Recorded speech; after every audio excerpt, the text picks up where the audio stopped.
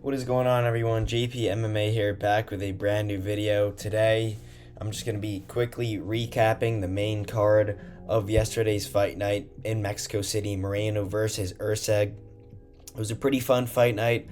A bunch of finishes, a few nasty KOs, a lot of exciting fights as you would expect with Mexico City.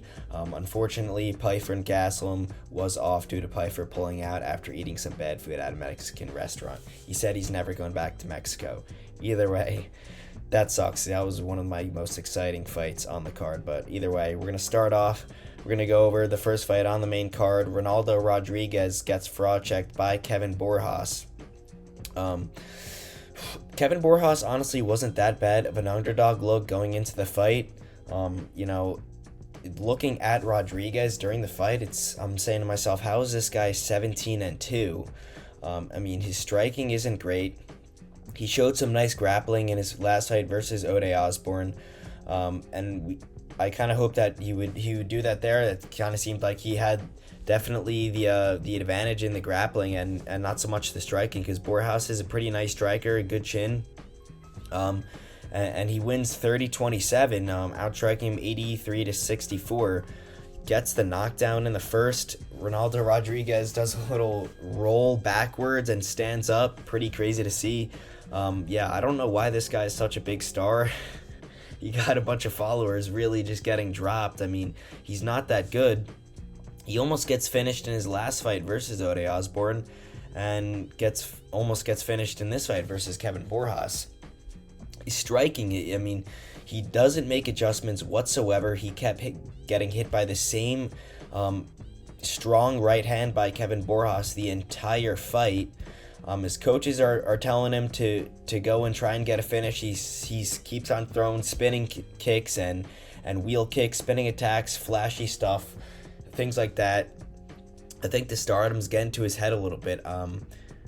He's trying to get that flashy knockout when really he should be trying to just throw on output and get the finish, because the win is on the line. And he didn't really change much throughout the fight. Like I said, he didn't make adjustments. His defense wasn't great. He kept getting hit by the same shots versus Borjas, who looked good. His striking looked great. And if it ain't broke, don't fix it for Borjas. If Ronaldo's not going to make the adjustment, then you keep throwing the right hand. And it stung him a few times besides that knockdown. And yeah, I think it was a unanimous 30-27 for me, at least. I gave all 3 rounds to Kevin Borjas. So, this was kind of a more true fraud tracking that we've seen in recent times. Because it's not like Borjas is close to the rankings, to be honest. He's a nice fighter and good striker, but he's not somebody that is close to the rankings. So I'm saying to myself, how is this guy 17-2 in Ronaldo Rodriguez? He's never been finished. Somehow with the chin he has, it doesn't seem like he has a great chin. So, he's only 25. He's in the UFC. He's going to rack up some UFC experience, and hopefully this is definitely a learning lesson for Ronaldo Rodriguez in this fight. Hopefully he can improve upon it. Next fight, we got David Martinez versus Simon Oliveira. Martinez, huge favorite coming into it. He was minus around 400 or 500 the whole week, and then all of a sudden, the day of the fight, he drops to minus 950 out of nowhere. So, and I guess that was rightfully deserved. Simon Oliveira didn't look good.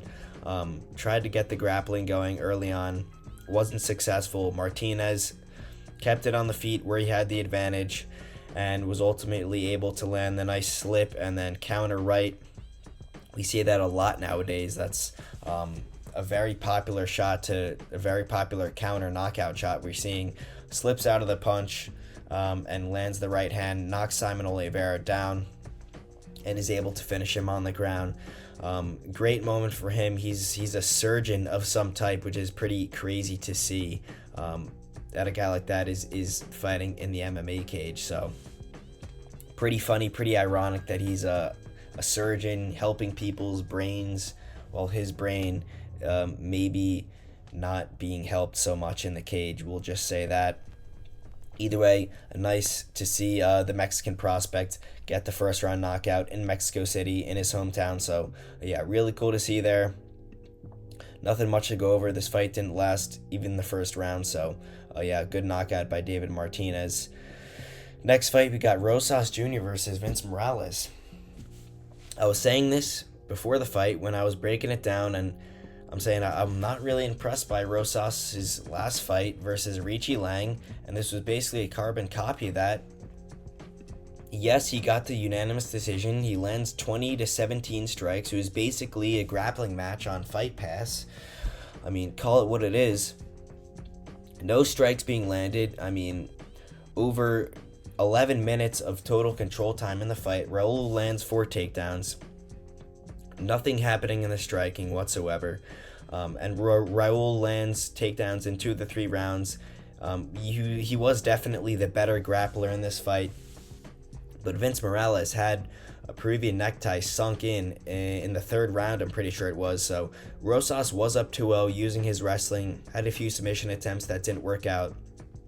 He was definitely the better fighter in this fight, but Morales had that submission attempt in the 3rd round, and we saw Rosas really face some adversity for one of the first times in his career. So it was really nice to see him get out of that and persevere, because that choke was pretty tight. So it's nice to see Rosas working on his submission defense. He was definitely the better grappler. And at the end of the day, this kid is only 20 years old, still the youngest guy in the UFC. And how many fights does he have? He's 5-1 in the UFC, so on a 4-fight win streak. I was, kind of complaining about the lack of, a bump up in competition for this guy, but like I just said, he's still 20 years old, so you really can't expect them to give this guy too many crazy bump ups in competition. I'm really okay with the Vince Morales type of fighters for now, but even those types of guys, he was caught in a rear naked choke in that fight versus Ricky Turcios, and we had to see him battle out of that too. So with him being this dominant wrestler and that being his area of strength, we're still seeing guys get submissions locked in versus Raul. So even in his areas where he's at his best, he's still getting beat a little bit. Yes, he's winning these fights, but they're very competitive, and it's not like, again, he's fighting the best competition. So he's 20 years old. He'll get more experience as time goes on. He'll get more wins in the UFC, and hopefully one day he'll really improve his striking, get really well-rounded, and hopefully one day enter the rankings, because I'm sure he will enter the top 15 one day. I can definitely see that for his future. Next up, Edgar Chairez versus CJ Vergara. Chairez gets the quick knockout, a beautiful left hook right on the chin of Vergara. Vergara's just so chinny at this point in his career at flyweight, so he's the smallest weight class with not a great chin, kind of like a Matt Schnell, not a recipe for success whatsoever. Chairez gets the job done, quick knockout, very emotional at the end. His grandfather had just passed away, and he apparently sold his truck to get money for Chairez for his surgery that he couldn't afford at the time. So he was saying without that, then he wouldn't be in the UFC. He wouldn't obviously have the success he would have now, and in Mexico City after that emotional event. Chairez is a very likable fighter in my opinion. Hasn't put together a win streak in the UFC, but has fought some pretty nice opponents in Tatsuro Taira and Joshua Van. Was competitive with them, hurt Joshua Van pretty badly with a spinning elbow in that fight. And how good is Joshua Van? As I always say, I'm a big Van Glazer. He's gonna be champ one day. But yeah, has a bunch of, in fact, his last 4 wins have all been by submission. But at the same time, he hurt Vergara and he hurt Van, so he's definitely a nice at the striking as well, and has a very big reach advantage for the flyweight division. He's got a huge reach. Very tall, 5'7" is pretty tall for the division, and he's probably a little bit taller than that. As for Vergara, I think, I guess it's time for you to hang him up, CJ. I mean, he's 12-7. He's been finished in his last 2 fights in the first round, 3-fight losing streak in total. Against solid competition nonetheless, but on top of this very ugly record, he's 0-3 by sub. Yeah, it's looking like his career is coming to an end. He's 33 as well. I wish him the best. Next fight, we got the co-main event, Manuel Torres versus Drew Dober. Somehow, I always seem to pick the wrong side of these close fights. I feel like they're all lightweight too. The Turner Bahamondes, the Fiziev Gaethje, Torres Dober as well. I just cannot seem to pick the right guy in these pick'em fights, man. And I knew I don't like these picks, but I'm doing it. It's like, Dober, why am I picking Dober? I know hindsight is 2020, but still. This knockout came a minute and 45 seconds into the fight. Manuel Torres, I'm thinking before the fight, I mean, with the reach advantage that Manuel Torres has, and the way he likes to just shoot in and throw a barrage of punches, and he's got really, really nice power for this division.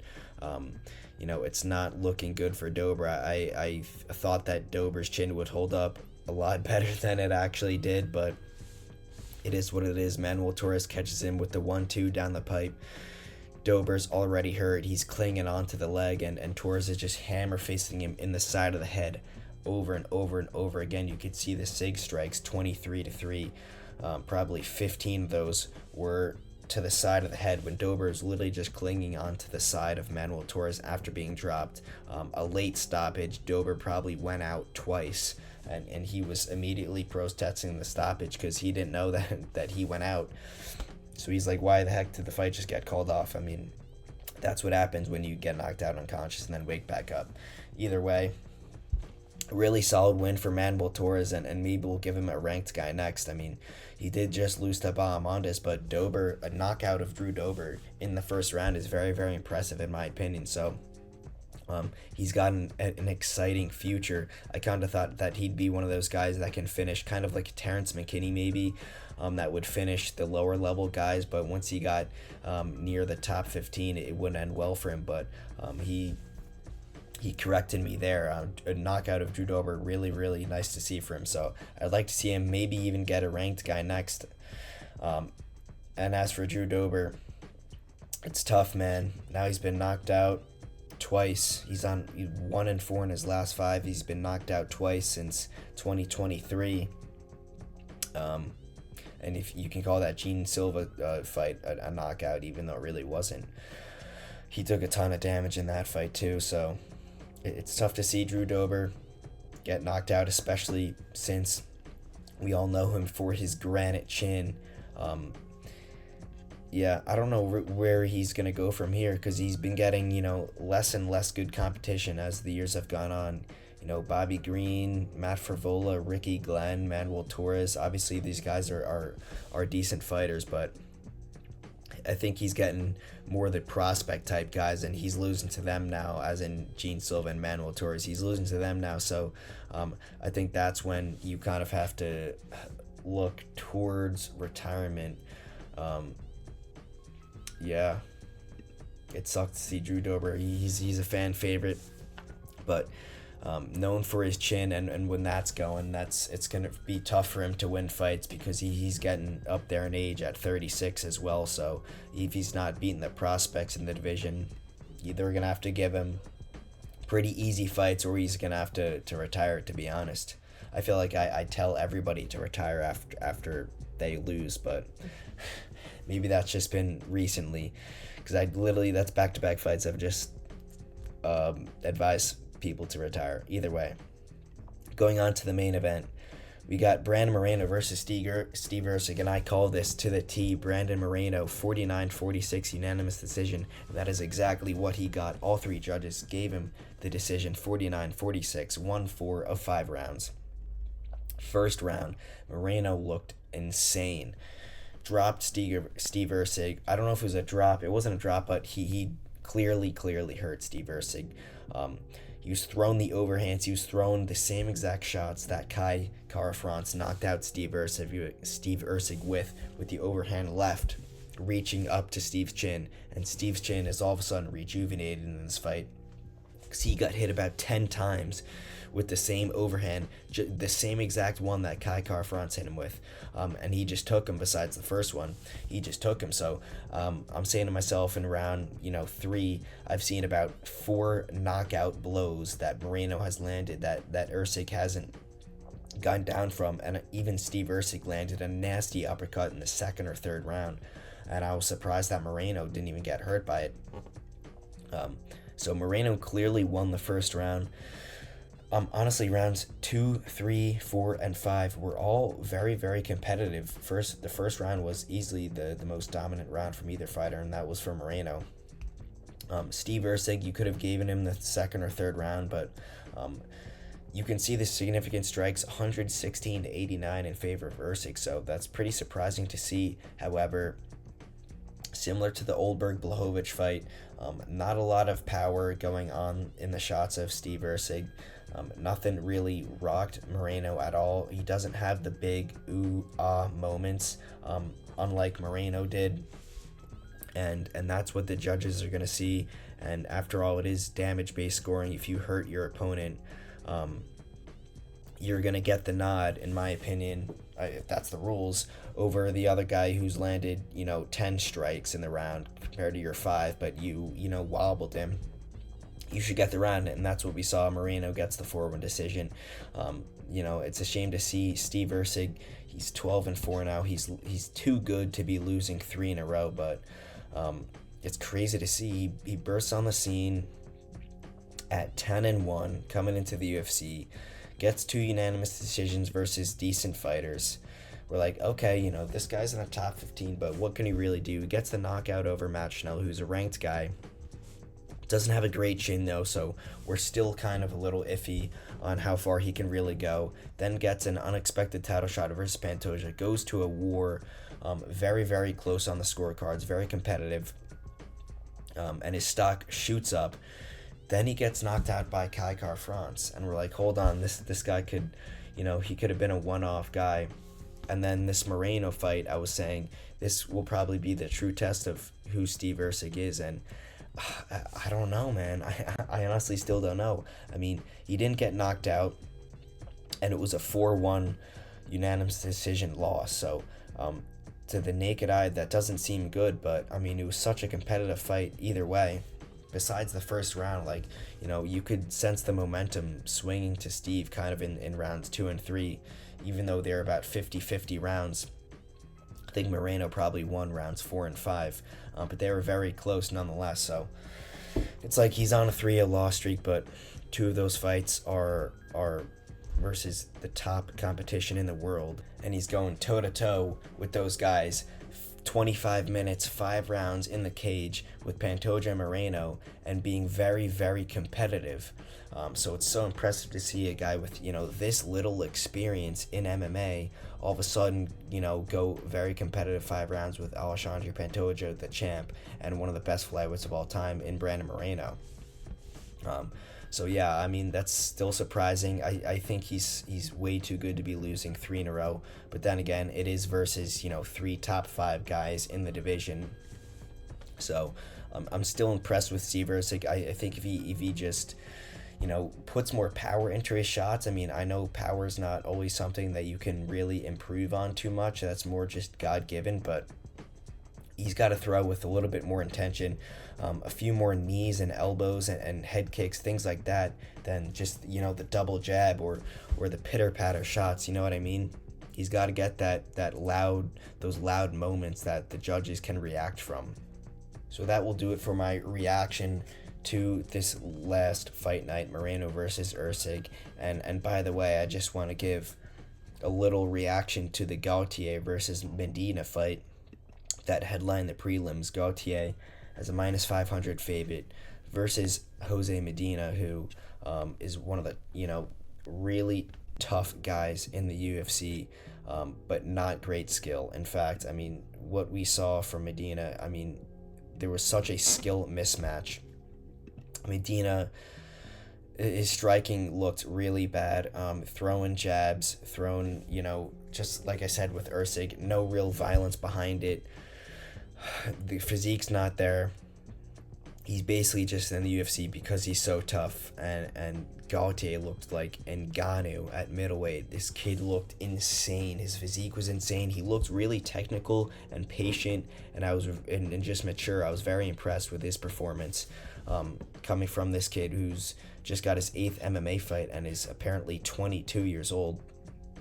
This guy could be a problem in the middleweight division, and I would expect that his grappling isn't as good as his striking, so hopefully we see him matched up with strikers until he gets his grappling very much improved. But Jose Medina, yikes, man, not at the skill level of the UFC, and now that his chin's cracked, gets chinned with a knee straight up the middle from Gaultier. An impressive performance, although being minus 500.